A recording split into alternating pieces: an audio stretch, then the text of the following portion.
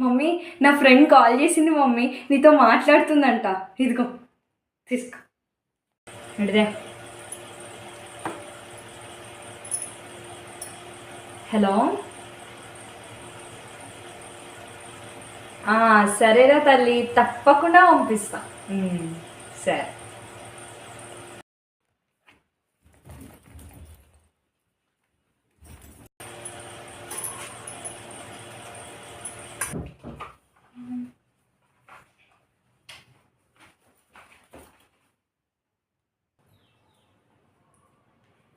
పోతున్నావే?